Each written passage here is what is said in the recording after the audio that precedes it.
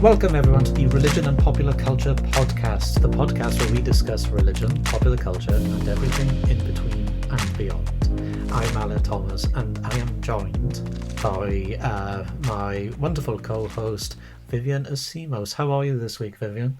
I'm good. You alright? Yeah. Got to shoot archery again. Got to shoot archery. I'm excited about that. Unleashing your inner Legolas. Yes. Get to shoot with my nice longbow. I'm one of the very few longbowers at that place, so I get to show off. I think, it's important for our listeners to know. You may have mentioned it in a previous podcast that Vivian has her own bow, and it's huge. Yeah. I've got two, actually. Oh, you've got two of those. I didn't know that.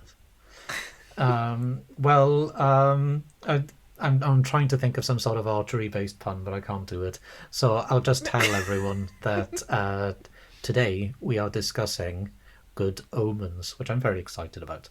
And it's a good time to discuss Good Omens as well. Yesterday was the first day of filming for season 2. Ooh. Yeah. I know all this because my wife is a Good Omens hyper fan. And she was talking several times yesterday about how they were filming the first day of season 2, and Michael Sheen had just about a week or so ago dyed his hair blonde again for his role as Aziraphale. So I'm sure many people are familiar with Good Omens anyway, but if you're not, Good Omens was a novel published in the early 90s by Terry Pratchett and Neil Gaiman. And it's recently had a resurgence in popularity due to its adaptation as a Amazon series starring Michael Sheen and David Tennant as Aziraphale and Crowley, the angel and demon combo at the heart of the story. And Good Omens is a really fun show and story to discuss in terms of religion and popular culture, because the entire story concerns the apocalypse from a very biblical perspective, and in true Pratchett and Gaiman style, it plays with religious conventions in fun ways, and it raises questions as well as to how these characters should be depicted and what they represent for a modern telling of the Revelation story. So, Vivian, have you seen Good Omens? I have. I have not read the book, but I have seen the Amazon series. I watched it, I was going to say relatively recently, but time is of no consequence in the last couple of years. So I can't really remember when I saw it. It was only a few months before the end times, if we're going to keep things very apocalyptic. I think I definitely watched it during lockdown at some point. Okay. So it was in 2020, so it's probably been about a year or so since I've seen it. But I do remember quite a lot about it, and I remember quite enjoying it. I thought it was a good series. Yeah, it is really good. It's very well made. It keeps the humor of the book present throughout. I mean, it's an almost verbatim retelling of the book, which has obviously pleased a lot of fans, who are now juggling the idea of a sequel season that is not based on a book and is obviously coming out posthumously for Terry Pratchett. However, Gaiman says that he and Pratchett threw around ideas of what a sequel would entail, so he says that's the foundation for another season. I really enjoyed it too. I've seen it several times now. I do tend to notice new little details throughout that I think is quite fun. So the core idea of Good Omens is that the apocalypse is coming, and as the apocalypse approaches, a battle between heaven and hell. An angel called Aziraphale and a demon called Crowley have been living on Earth since the time of the Garden of Eden, and they have grown to like it quite a bit. Aziraphale loves food, for example. I Even mean, though who doesn't? exactly, but he doesn't need to eat as an angel. He chooses to because he enjoys. Throughout the show, you see Aziraphale eat and Crowley doesn't. So when they go places together, but Crowley will drink alcohol. Um, Crowley then alternatively really likes his Rolls Royce, the Velvet Underground, and his car plays Queen all the time, which is a joke from the novel that if you leave any CD or tape in a car for long enough, it eventually morphs into Queen's greatest hits. So the show will play Queen songs throughout, which I really love because I don't think it's any secret to our listeners that I love Queen. Um, and they join forces to stop the apocalypse. There, Crowley was originally involved in bringing the Antichrist to Earth, and there is a very humorous mix-up during the birth where they then decide to keep an eye on the boy who's going to become the Antichrist, only to find out on his 11th birthday that they were actually watching the wrong boy. So they now have to go and find the correct boy and stop the apocalypse. And I think that's essentially the thrust of the show. Yeah. Something that we saw online recently that really cracked us up is the story would play out exactly the same if Aziraphale and Crowley didn't exist. Everything in the story of Good Omens in terms of stopping the apocalypse, Adam, the Antichrist, and his friends, Anathema, the witch with the prophecies, and Newt would have all happened even if Aziraphale and Crowley weren't there. They actually contribute nothing to how the story plays out, but they are still the heart of the story, and that's what makes it so wonderful. Um, right from the start, the show takes it almost takes a biblical structure. I would say it starts with the Garden of Eden. Well, it starts with creation, to be more precise. It starts with creation with a very witty narrative from God about how I think Earth is a Libra, and the correct predictions from theologians, or the not quite correct predictions from theologians regarding when the Earth was created, and then you find yourself in the Garden of Eden, where Aziraphale and Crowley are having a chat, and it turns out they both did the wrong thing for their respective sides. So Crowley enlightened Adam and Eve by tempting them with the apple, because he is the wily serpent, and Aziraphale, after they then were cast out of the Garden of Eden, gave Eve a sword, which is then credited with leading to humanity being a little bit violent. So they have a little bit of a joke about how, isn't it funny that one of them did the right thing and one of them did the wrong thing, and they got it the wrong way around. And that's a consistent joke throughout, isn't it? That they're both absolutely inept at their jobs. Yeah, but I think it helps to kind of contribute to one of the main themes of the show, which I'm sure we'll get into, which is this kind of complication of good and evil. That the idea of what is good to do or what is evil to do is a lot more complicated than we typically maybe think of it as being. Where even in that story, you think of the serpent as the evil one, but in some ways it did a good thing. But then also, thinking that you're protecting a woman going out into the world alone with a sword is a good thing, but it's really this really terrible act that ends up setting up humanity for generations of. And Crowley never seems to be particularly evil. I know he jokes about how he didn't fall anyway, he sauntered vaguely downwards, and every time the show presents something and Aziraphale assumes that Crowley's behind it, it turns out it was just humans being terrible. So like during the French Revolution, no, it wasn't my idea, it was the French's idea. and the Second World War was because of a bunch of half-witted Nazis. It's But wasn't it that it was his idea to create the M4? the M25. The M25. The M25, yeah. The reason I remember this specifically is I used to live in Kent, and I travelled on the M25 a lot, especially when trying to get to the M4, coincidentally, to get back to Wales. And it really is the work of the devil.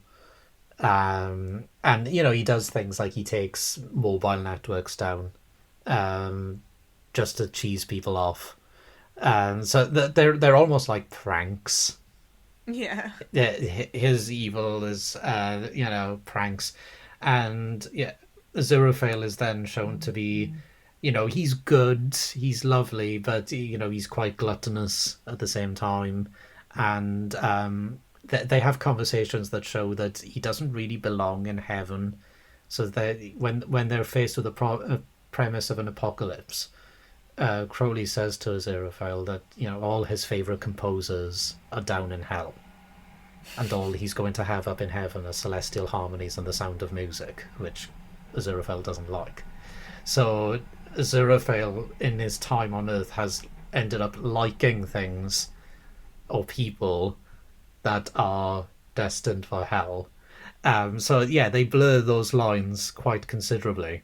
And you really see this with the first episode when they find out there is an Antichrist, and they think that if they can stop him from being overly good and stop him from being overly evil, he'll just turn out to be normal and won't end the world. So they both go undercover as a lovely gardener and an evil nanny, and they try and balance each other out by influencing this child to reach that sweet spot of human. And eventually they find out that they didn't even they weren't even interacting with the correct boy. But even from that point, you can tell that this is going to be a show that blurs the lines between good and evil. Heaven and hell are represented very interestingly. Hell and the demons have a very grungy look to them, I want to say. Everything's very dark, very dingy. And then on our other podcast, what's interesting about our friend Jonathan spoke about how heaven in Good Omens is presented as some sort of corporate neoliberal organization. All the angels wear suits, very clean, sterile suits, and all the floors are white and all the walls are windows, and they do seem to be working in some sort of city corporate building, wouldn't you say? Yeah, it looks like kind of almost an empty office building. Yeah, the sort of thing you'd find on The Apprentice. Yeah. And John Hamm plays a very excellent corporate Gabriel, where everything is about bureaucracy, or you were issued with a sword, and the apocalypse is seen as a schedule, that everything is being done by the book. And heaven and hell want the apocalypse to happen because they believe it's the ineffable plan, that, or rather the divine plan, that this war has to happen, and it's their chance to duke it out and settle it once and for all. But eventually, down the line, they are presented by Aziraphale and Crowley. I guess this is the one thing Aziraphale and Crowley do actually do to skew the story, is they say, well, what is the ineffable plan? Because the ineffable plan is ineffable. That's it. You can't explain it just by its very nature. Yeah. So then they're presented with the question of, well, is it right to be having this war, even if there's an idea of good triumphing over evil? But heaven are never presented as being truly good. They are the ones who beat up Aziraphale and check up on him and punish him for interacting with a demon. They attempt to kill him at one point. And they want a war. They want to obliterate humanity because it's part of the greater good. So from their perspective, it is good but obviously from the perspective of Pratchett and Gaiman as the authors, and through Aziraphale and Crowley, it is seen as evil. Yeah, I found this section of the show and also the book obviously to be particularly religioning Mm, religiony, yeah, however you want to say it, just because this idea of always kind of talking about knowing this is the God's plan, this is the way that things are supposed to be going, and you're messing that up, and it's like, well, how do you know that the messing it up isn't part of the plan? yeah, yeah. You know, this idea of claiming to know what the superior being wants or is planning or is expecting in life, and pretending to know that despite the fact that you don't really know it. I think it's very religion. Yeah, very much so.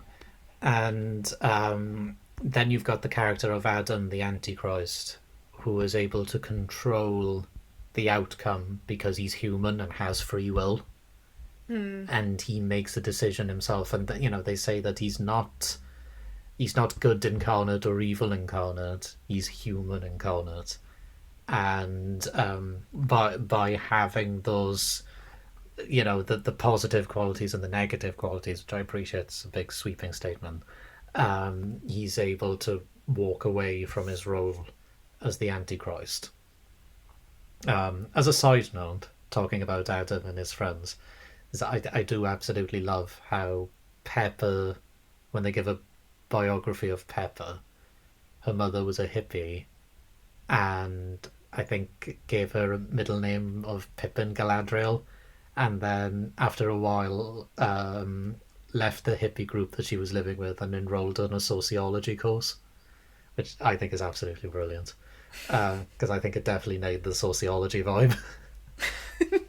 um, yeah, and then the other tangent there are two other tangents. There's Anathema, who is a witch and has access to a book of prophecies written by her ancestor, and the prophecies are all true, but they're written in very um, often humorous but intentionally misleading ways. They're never straightforward, so they've got to interpret these prophecies.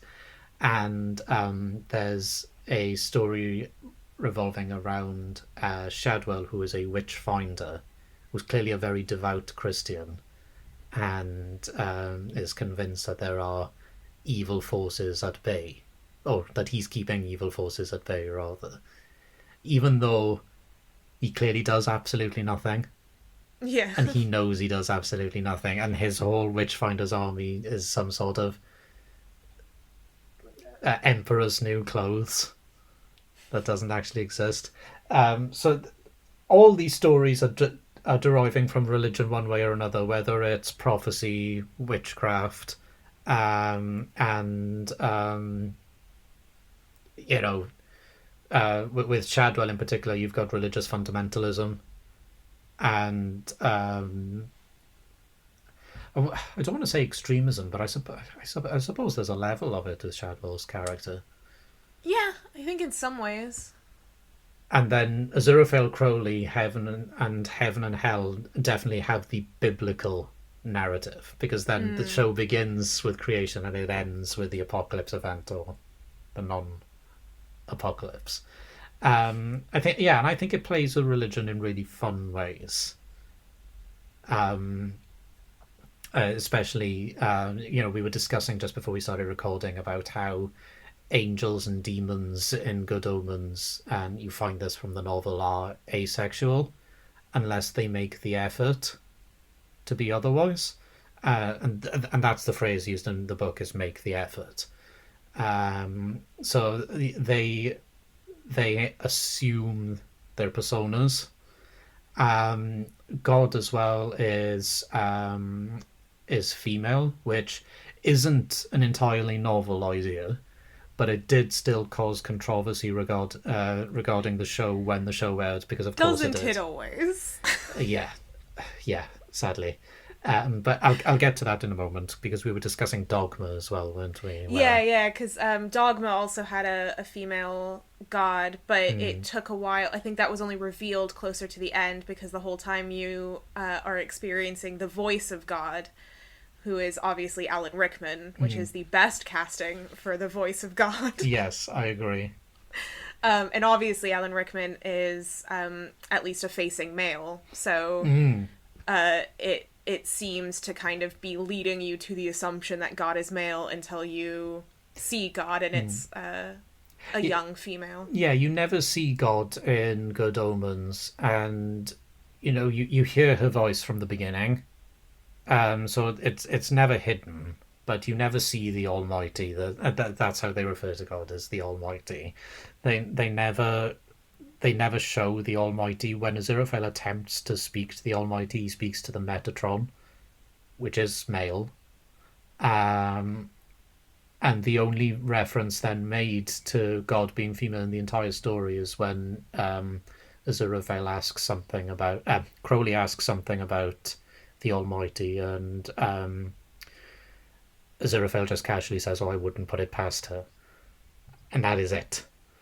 Um, and yeah, I like that aspect of it. I also like the way that they changed the Four Horsemen to be applicable for modern times. So they, well, ish. They replaced pestilence with pollution on the grounds that there isn't, there aren't any pandemics anymore or plagues, which didn't really work out. Maybe they could have kept it, but pollution is seen as one of the harbingers of the end times. And the show does make a statement of how climate change will eventually lead to some sort of apocalypse.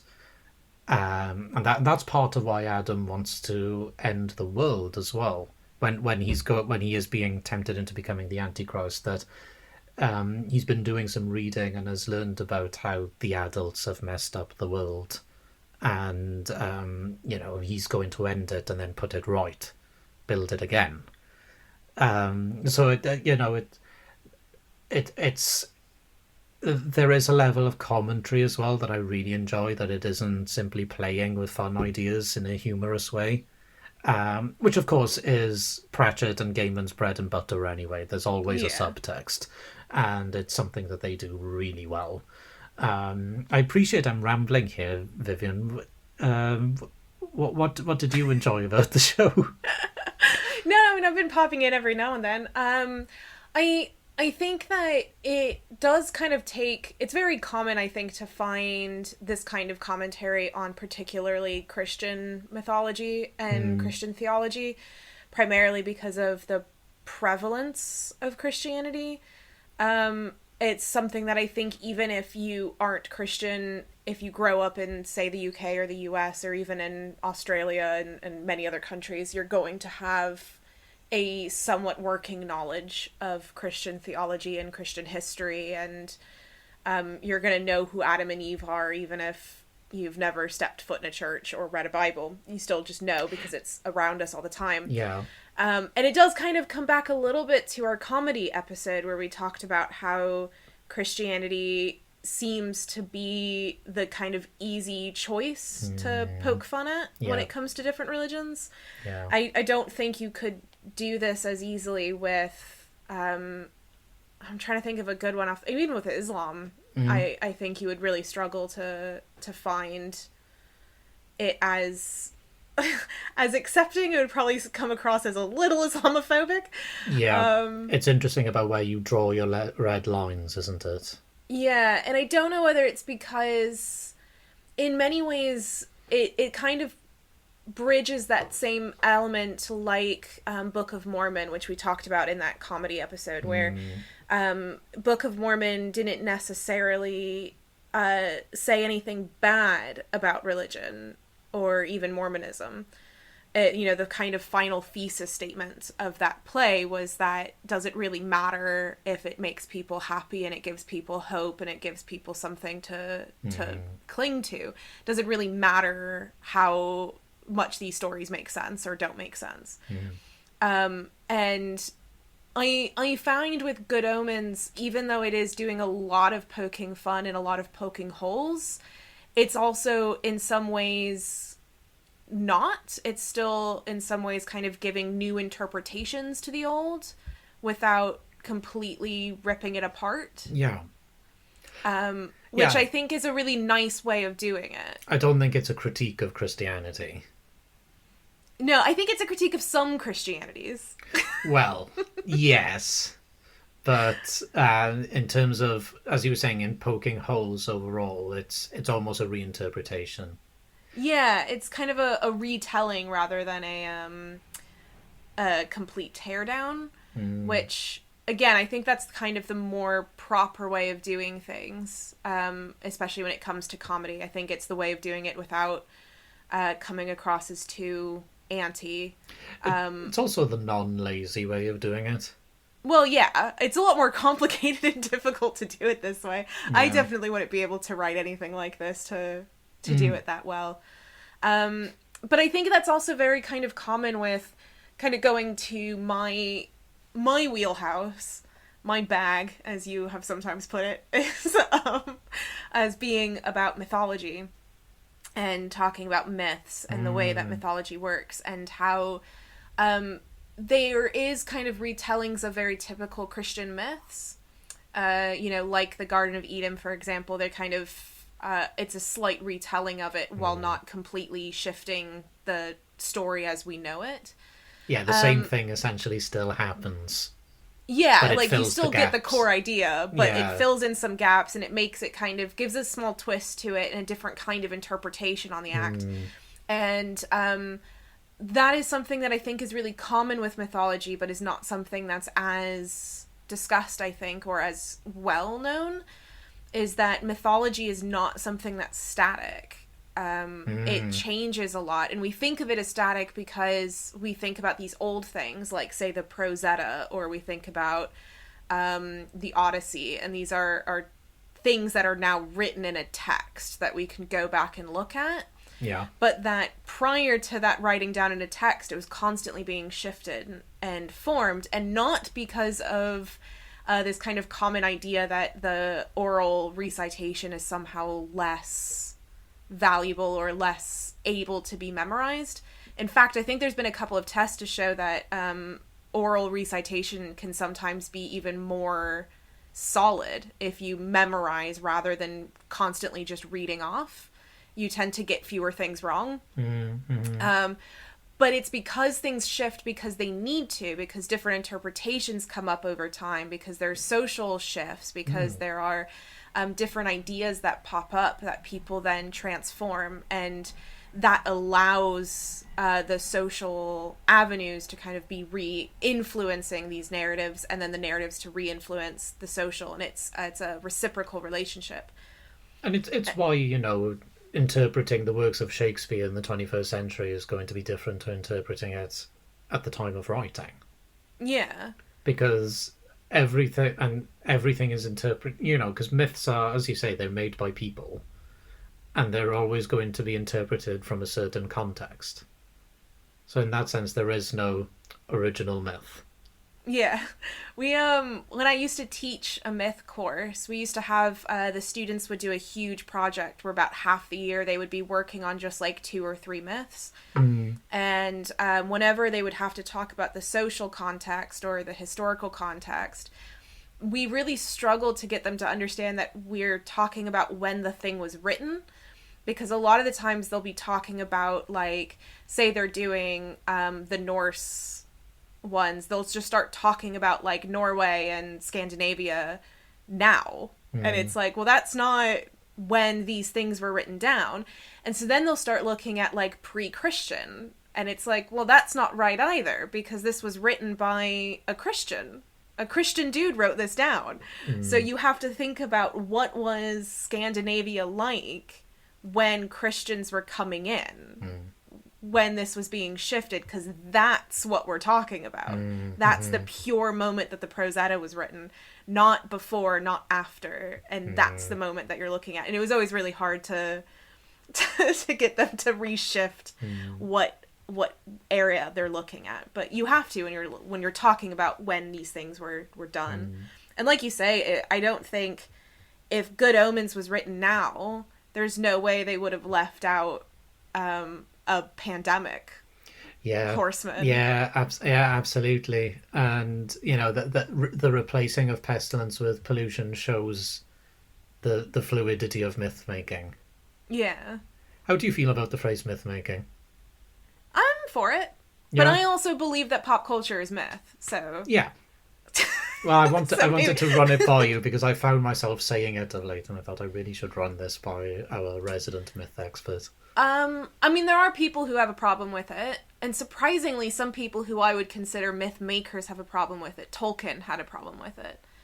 Did he? Yeah, but that's because he believed that he couldn't create anything. The only person who could create was God. So, yes, I know. For people listening, Ala just did a massive roll of the eyes I that was also included a head move. I was hoping for something a little more rigorous than that. No, but that's why it actually reflects in Tolkien's work because the Aenor, the angels that kind of crafted Middle Earth, are described as crafting or assembling rather than creating because they could only use what was already present. Mm. And the dwarves look all messed up because that was one of their attempts to create life and they messed it up.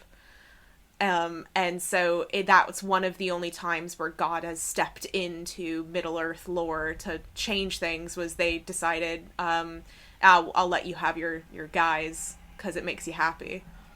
Mm. But yeah, that's an aside. Mm. But then what you were saying there about Tolkien goes to show that, just his rejection of the term myth making. His idea is being influenced by that Christian background. Mm-hmm. That everything is shifting based on the context of the person writing it. And I guess we've got a really interesting conversation to have here about what the author intends and what the audience intend. So recently, you and I were both at the Theology, Religion and Popular Culture conference, and there was a paper Yes. about rewriting Christian theology essentially with Good Omens, Mm. which I guess is a form of myth making in itself, because they're writing fan fictions. Sorry, the paper was about fan fictions and fans who write fics. Why did I just explain what fan fiction is? Yeah, let me Um, look up the name of the person. yes, please do. Let me look up the name of the person who did that paper. So if people want to look them up and get in touch with Yeah, them. because it was So really sorry, interesting. ramble while I look this up. But yeah, I think Yes, so yeah, people fan are, fiction is a really interesting avenue for this. yeah, people are expanding on the Good Omens story themselves, and I mean, they have Neil Gaiman's blessing for a start. He really likes that fans do this, but then even if he didn't, it would happen regardless. There's an element of death of the author, isn't there? That the story now belongs to the fans, um, and a lot. A lot of these stories are used to explore the sexuality of Aziraphale and Crowley, because I think essentially Good Omens is a love story about this relationship between the two of them. Um, have you found the name of? Yes, it was by Valentina Romanzi. And her paper was called God Says Gay Rights, Rewriting Christian Theology in the Good Omens Fandom. So yeah, it was also a lot about the representation of LGBTQ and stuff. So if you're Yes. interested, hit them up. Yeah, absolutely. It was really enjoyable and really interesting. And yeah, that issue of sexuality is very prominent in those stories, and I know several fans of Good Omens who interpret this love story in different ways, and because I know some who love the idea of it being a gay relationship, but I also have a friend who loves the idea of an asexual love between the two. I think it. I mean, obviously, the fact that the two of them are so close is making a very subtle statement about masculinity and Christianity, anyway. But I think, in terms of writing a sequel, Gaiman now has a challenge on his hands Yeah. because I think some fans are going to be disappointed one way or another, depending on the outcome of this love story. I mean, he could just keep it the same, and they have the same dynamic anyway. But it seems like a lot of fans want this to play out, but they want it to play out in different ways.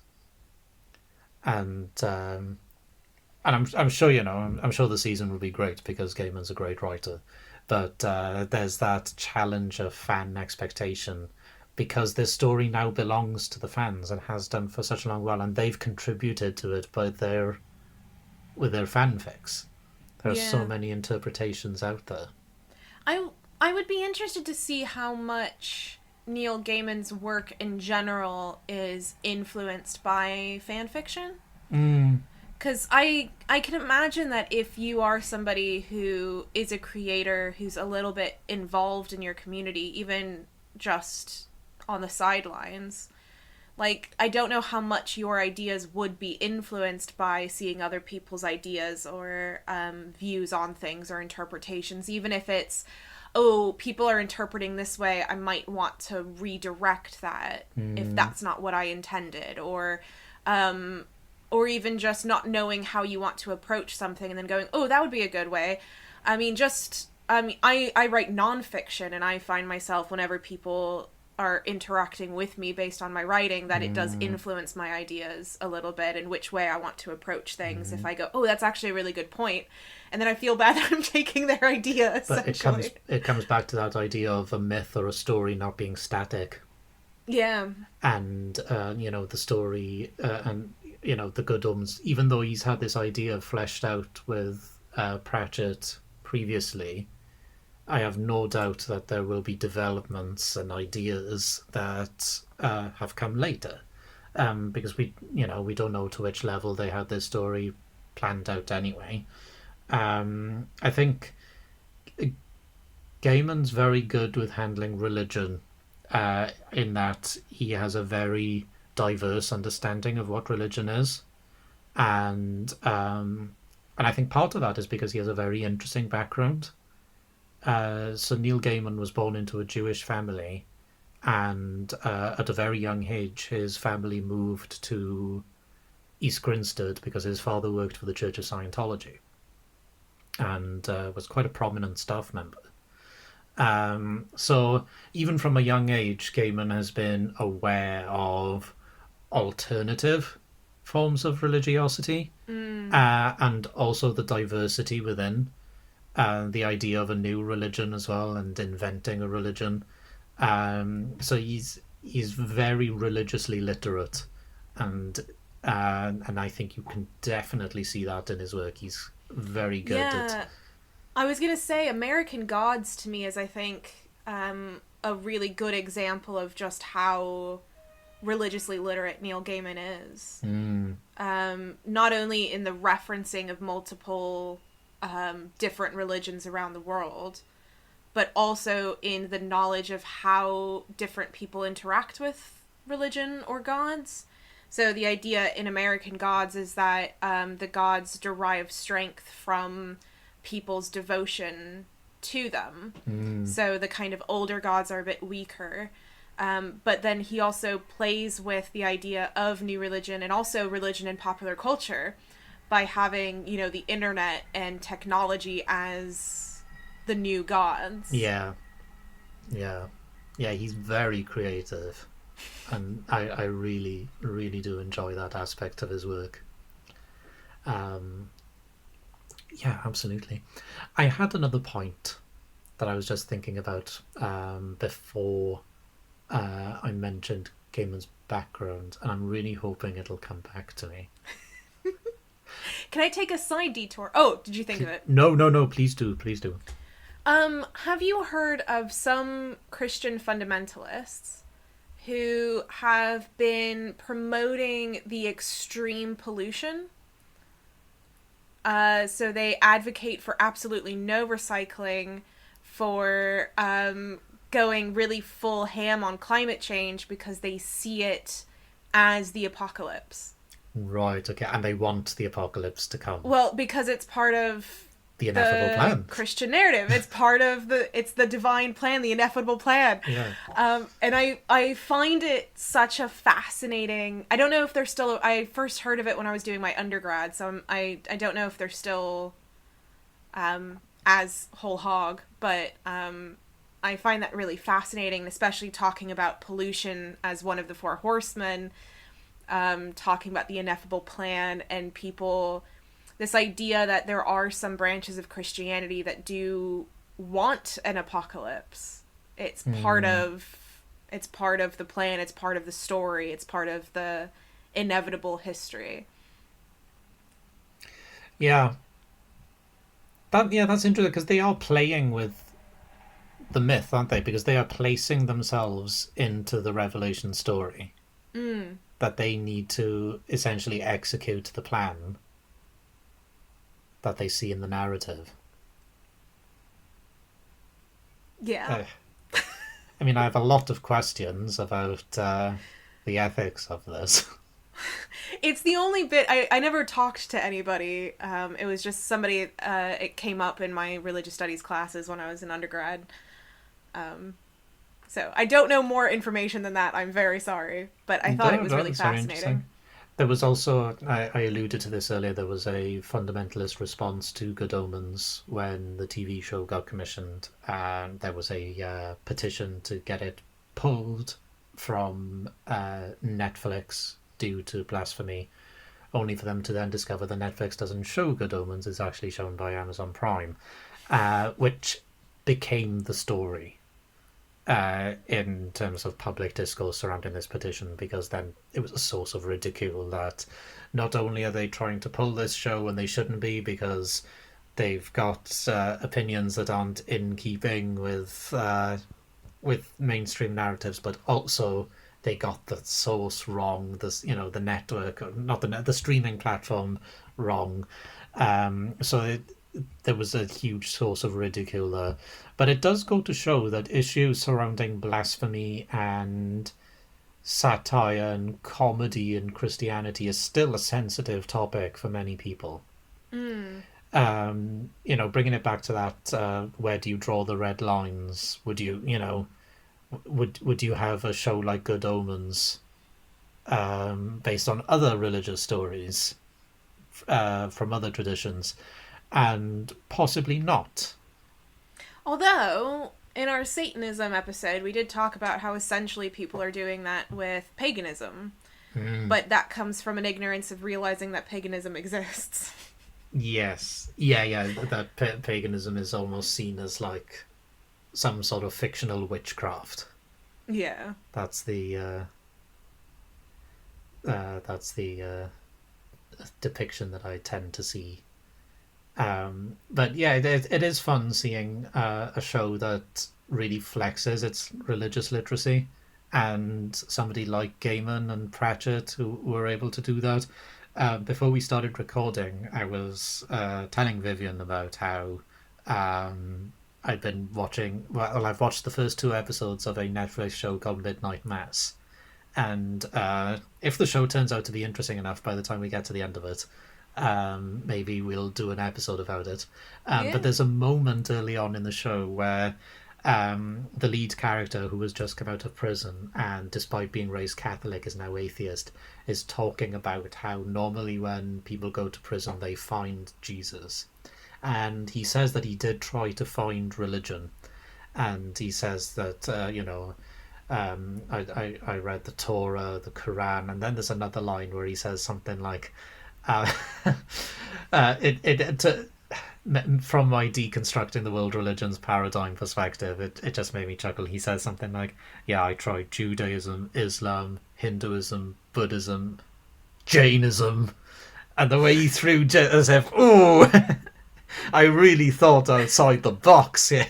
And when he was saying them, when he was like Islam, Hinduism, Christianity, I was just sat there going, which one? Which one? Which one? All of them, I assume. And then it just threw Jainism out there in the, yes, we've thought about this. We even thought of another religion. Yeah. It's, I mean, it's a good show so far. I'm really enjoying it. But that moment did strike me as limited in terms of understanding the spectrum of religion. That being said, not that I want to spend too much time talking about this show, its level of detail with Catholicism is really interesting. And I've never particularly studied Catholicism in any great depth, apart from some stuff in some undergrad modules, and then I went down the NRM path that I've gone down. But my wife was raised Catholic, and she was consistently throughout the two episodes we watched pointing out little details that they had put in that she remembered from going to church as a child, being raised Catholic, going to a Catholic school. Yeah. And there's an impressive level of detail on that front. So credit to the team on that front. Yeah, I'll be interested. I too haven't spent a lot of time with Catholicism outside of anecdotal time. I haven't spent a lot of scholarly time, but my mother was raised Catholic. But what I find interesting about Catholicism, and this kind of goes also to a lot of the conversation about world religions paradigm and a little bit of what we've been talking about, is that I find that there were a lot of Catholics that defined themselves amongst multiples. So they would be, there was quite a lot of Catholic Buddhists where I was growing up. Because I ended up practicing Buddhism for quite some time. And my mother accompanied me, and she's quite a Catholic Buddhist. And every Buddhist place we went, most of the people were also Catholic. And would go to Catholic Mass, and they saw no issues with being both. Bricolage. Yes. So it was, I mean, as a budding religion scholar, even as which I didn't realize at the time, but as like a high school student, I was like, well, this is really interesting. Yeah, absolutely. Pick and mix religion, to quote Grace Davy. Yeah, but there's a magicalness to, I think, Catholicism specifically that isn't, I think, present in a lot of other Christianities. This kind of magical nature that I think helps to position it as like this really interesting choice for pop culture. Yes, I think the veneration of the Virgin Mary, it is definitely distinct in popular culture. I'm thinking particularly of films like The Exorcist, because the priest and the exorcist are Catholics. Yeah. And Mary features heavily throughout that film, arguably more than Jesus does. And it's something that I think that people who are generally unfamiliar with Catholicism still recognize as distinctly Catholic. Yeah.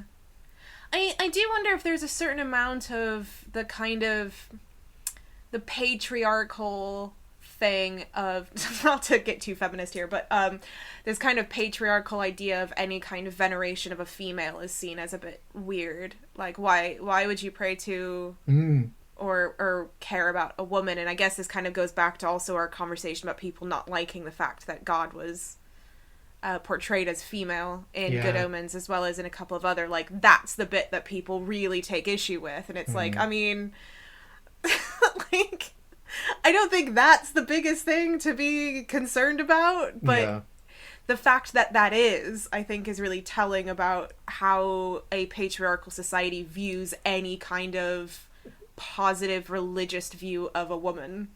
Yeah, especially since the general idea of God anyway is that God is not human. That's partly the point of Jesus. That God is but not... he's still man. Yeah, but he's still man, isn't he? But yeah, no, I agree, and maybe that's why pop culture does focus in on that, is because it's strange to venerate the Virgin Mary rather than Jesus the man. Who knows? Well, I think that was a really nice overview of Good Omens and the like. Yeah. I'm sure there's more specific things if we want to get into it. And once season 2 airs, we might have a follow up, Yes, a yes. part 2.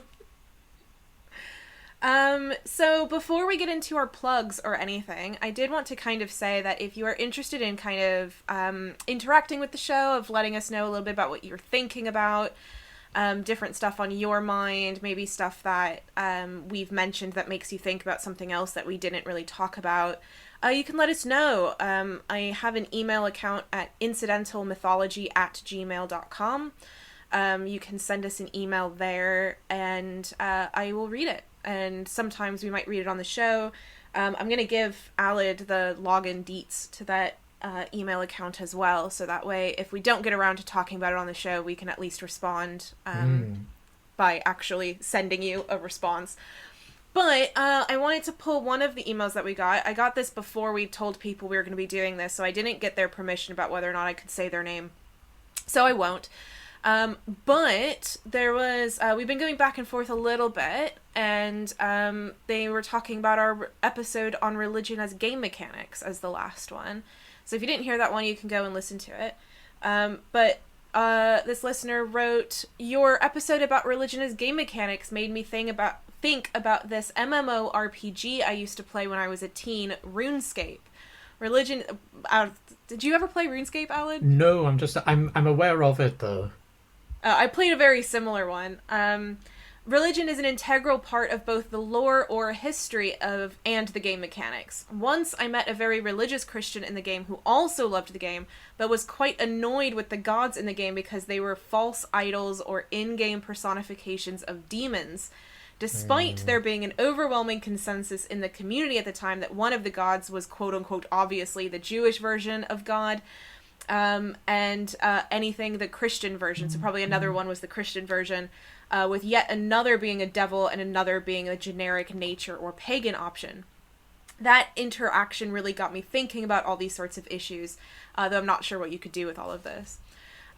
So I thought this was really fascinating because I had completely forgotten about the era of like text-based MMORPGs from early internet, and I played one that was called Tales of the Green Dragon, or the Inn of the... I don't know, it was something the Green Dragon. And I used to play that one all the time. But I don't really remember there being much religion influence there, but I don't know whether it's just because I never really interacted much with that section of the game. But I didn't know how much experience you had with these kind of early ones. No, I've never particularly engaged much with MMORPGs. I've always found them a little bit daunting because they've got an enormous community that's already established, and where do you even begin? And they tend to be PC based as well, and I'm very much a console gamer. But I've definitely seen what our lovely listener is referring to in other games with the use of demons and gods. So the game Smite uses and that's some sort of massive online battlefield game that see I'm really highlighting my lack of knowledge of MMORPGs. But I think Smite is much more like a Dota or League of Legends, where it's kind of like you kind of play your game and then you kind of play it again but with a different group of people, and it's you kind of fight up your lanes or whatever in order to take over the I don't remember what it's called, but I played League of Legends once and was very bad at it, so I never tried very much. Yeah, and in Smite you can play as a variety of Hindu gods, including Vishnu and I think Ganesha as well. Didn't they have some kind of a problem when they tried to introduce a Christian? Did they? I think so, but I might be misremembering that, but I think they tried to bring in like Jesus or something, and people had a big issue with it. I think they've also included the Teenage Mutant Ninja Turtles. Well, so there's diversity there. You can pick your god. But yeah, the idea, there's also those games that I had a friend who used to love these games that you would build like a Greek civilization as a god. Did you Yeah, ever play yeah. one of these games? And the game would always be from a bird's eye view, and you would be building temples and seeing people Yeah, I walk used to around. play these all the time. That they do still exist. I think there's one called Civilization now, which is quite popular, isn't it? Yeah. But they're very much that religion is a game mechanic, and that everything you're doing is as a god that you are creating. Yeah. There And was one that was called Populous that I used to play all the time, where you actually played as a shaman to kind of take this to a completely different, weird religious angle. So you played as the god who was helping direct the shaman who you were divinely attached to, and you're supposed to take over the other tribes who were being directed by other gods. And I was playing this with one of my younger siblings. So I've got siblings that are quite a bit younger than me. And this is when I realized that if you are a parent, you have to teach your child empathy, which I was not aware of. It's another reason to never have a child because I would suck at that. But in this, my little sister made some comment about, oh, this religion is really weird. And so I said, well, that's kind of not a very nice thing to say. yeah, How would you feel if somebody told you that your religion was really weird and, you going to church every Sunday was really weird? And she didn't respond to me for a while. And so I just thought she was writing me off because her big sister is being really weird and pissy and pedantic. But then she very quietly said, oh, I don't think I'd like that. And it was this weird moment. So I got to teach empathy towards other people's religion through the game of Populous. And it's one of my favorite moments of pseudo-parenting. yeah, that's really interesting. But yeah, I often find that gods are used as not monsters, but because they're almost immediately recognizable, powerful entities, that they then look like they'll be really good in a video game. It makes sense that they would be able to hold their own in a game with an enormous battlefield. I think I mentioned in the podcast we did at the time that in Persona 5, your personas that you summon, the representation of your true self, they often draw from demons and angels, established figures in various mythologies. So you can have a persona of Lucifer, for example. There isn't, and Gabriel, but there isn't one of Jesus. Mm. Um, but yeah, often they're used because they're visibly powerful. Yeah. I also just I find the whole thing interesting about people finding even their game representation of what they might believe in their offline world as being considered a false idol in a game world. And I don't know if I mentioned it on our game mechanics episode, but there's when I was first starting my research with religion and pop culture, and particularly with video games, I found this website that was a game review site that was a Christian-based one, and they had reviews for all sorts of things, like how good the mechanics were and how good the story was and all that kind of stuff. And one of the rankings was how Christian it was. Mm.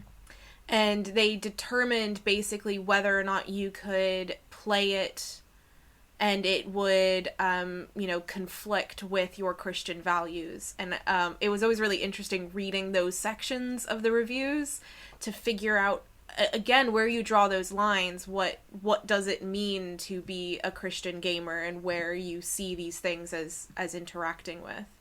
And what type of Christianity is this? Well, it's obviously a very Protestant, a very American-based one. It didn't seem too evangelical. It seemed very welcoming of certain different games, in a way that I don't think a lot of evangelical Christianities would probably be as open to.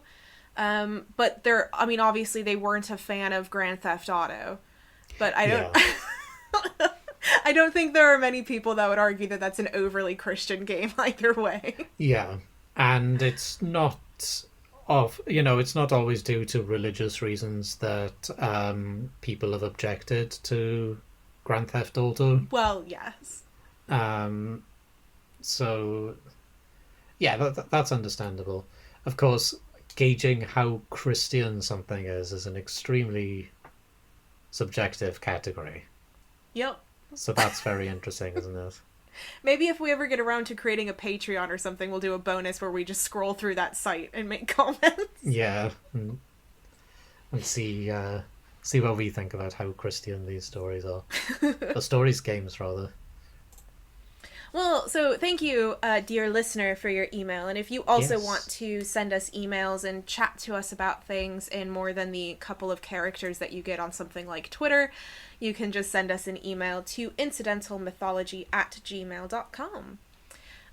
So, Alid, if people want to talk to you in their very few characters or less, where can they go?